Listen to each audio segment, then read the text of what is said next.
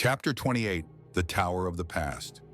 The room was simple, unexpectedly austere for a place like the Tower of Lumara. Dark stone walls, a high ceiling that made every sound echo, and a narrow window too slender for anything larger than a scrawny crow to pass through. It let in only a thin thread of cold light. At the center, anchored to the floor, lay a metal ring from which extended a long, solid chain that reached the shackles on Selenia's wrists. It was a prison, yes, but not a dungeon. In one corner stood a plain wooden bed with a thin mattress. Beside it, a small table and a single chair. Nothing more, nothing less. The room held a strange balance between minimal courtesy and calculated cruelty. Selenia sat on the bed, her hands resting on her lap, gazing at the window. A brief ray of light slipped through the opening, illuminating her blue eyes, which looked more weary than wounded. She had accepted her fate with that unfathomable calm possessed only by those who have seen too much. The door opened with a dry sound. Riven entered. His figure filled the doorway with the precision of a predator who needs no overt violence to inspire fear. He wore his dark-toned armor, without a cloak, his hair pulled back. His black eyes rested briefly on Selenia before shifting away, as if confirming something already known. A young soldier of the order followed him, the crow emblem embroidered on his shoulder guard. He carried a plate of hot food, bread, a thick soup, and a piece of meat. He set it on the table without a word and left at once. Selenia offered a faint smile, the kind that never quite became submission. "Thank you," she said, not to the soldier, but to Riven. Riven closed the door with a sharp click. "I imagine this room is more comfortable than the dungeons," he remarked in a voice without edge, almost indifferent. "It's colder below, and the damp is worse." Selenia inclined her head. "I appreciate the consideration." Riven watched her for a moment, then turned his gaze to the chain and the metal base. "Don't misunderstand," he said with contained ease. "It's purely a precaution. I can keep a better watch on you here. My quarters are at the end of the corridor." Selenia released a calm breath. "That reassures me," she replied in a tone so clear the double meaning was impossible to miss. "And it makes everything perfectly clear." The silence between them tightened slightly, but not enough to become confrontation. Riven did not react. He simply turned, ready to leave the room. It was at that moment that Selenia's eyes changed. The blue grew lighter, deeper, as though an ancient light rose from a hidden corner of her spirit. It was involuntary, spontaneous, a spark of vision or memory. Though Riven did not notice, the room seemed to fade for the span of a heartbeat, and the world transformed. Sun, dust, the sound of wood striking wood. Two boys were sparring in the training yard of Elendor's main barracks. Their swords were practice blades made of hardened wood, yet they moved with surprising speed for their age. The smaller of the two, a boy with dark skin and black eyes, not yet 11, advanced with a precision that far exceeded his size. Riven. His breathing was steady, controlled, and every movement seemed calculated. He shifted lightly, leaning just enough to evade the other boy's strikes, larger, stronger, and clearly used to winning through sheer presence. Raylam. The bout did not last long. Riven arched his body to the side, avoided a blow aimed at his collarbone, and with a quick turn struck Raylam's wrist, disarming him. The older boy staggered back, startled.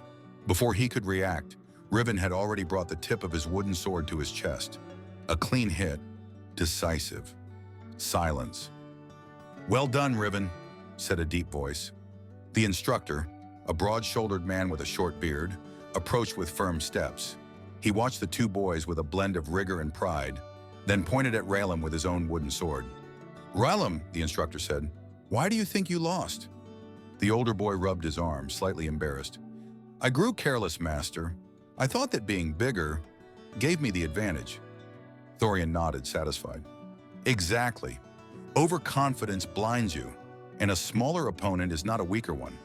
Never underestimate the one in front of you, even when you think victory is assured." Riven stood still, though his eyes held a quiet gleam of satisfaction.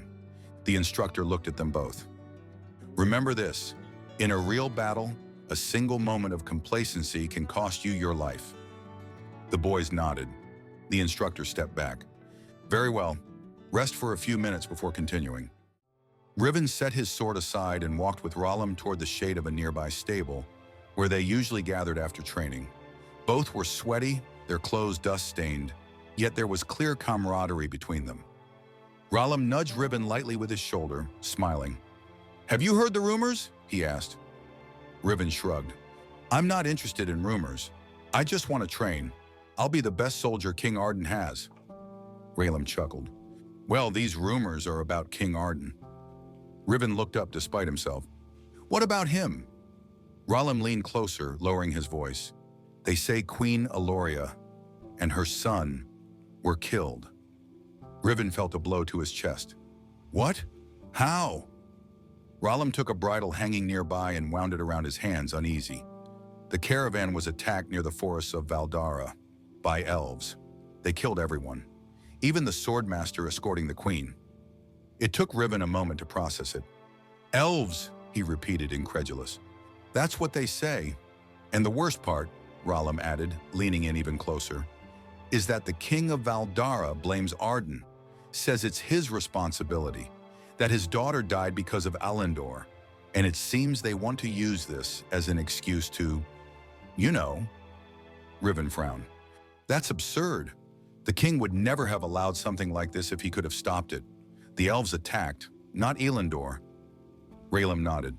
"True, but Valdara has always had problems with Elendor, and now they have the perfect excuse." Riven clenched his teeth without realizing it. He felt it as a deep, visceral injustice. Elves. Creatures not so different from the ghouls who had taken his family from him. Beings with beautiful faces hiding malice. "The king is a good man," Riven said, almost to himself. "He doesn't deserve this." Rollum did not answer. He simply watched him in silence. The dust of the stable faded. The sounds, the smells, the light all changed.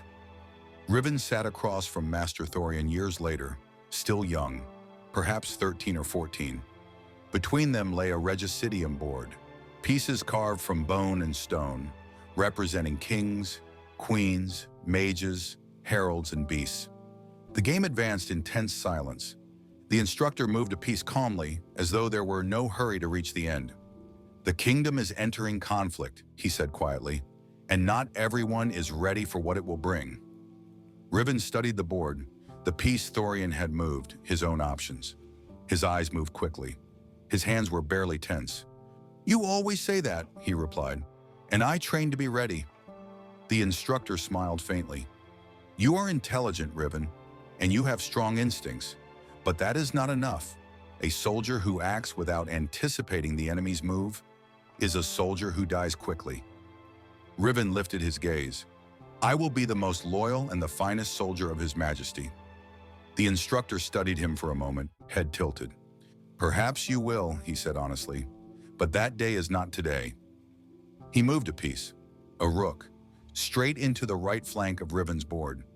"I win," he declared. Riven looked at the board with a mix of frustration and respect.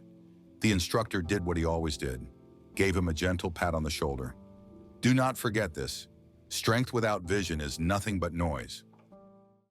Selenia's eyes blinked. The stone chamber reformed around her as though slowly emerging from mist. The light from the window returned. The smell of damp returned, and Riven stood there, one step from the exit, unaware that she had just seen a fragment of the shadow that had shaped him. Selenia watched him. She saw the man he was now, and the child he had once been. Riven opened the door. "Rest," he said, without emotion. "I'll need you lucid when what comes next begins." He did not wait for a reply. He would not have received one. The door closed behind him with a firm sound. The bolt slid into place. Selenia exhaled slowly. She was alone beneath the broken tower, with the echo of a past that was not her own, but that she now knew. And she understood, with a sorrowful certainty, that the path to helping Liana and the bearer of the mark first led through the darkness that had formed in that black-eyed boy. The same boy who was now her captor, the same one helping to unleash a war he did not fully understand. Night was drawing near, and the Tower of Lumara seemed to listen to everything. For in the stillness of the tower, understanding of what was yet to come had begun to awaken.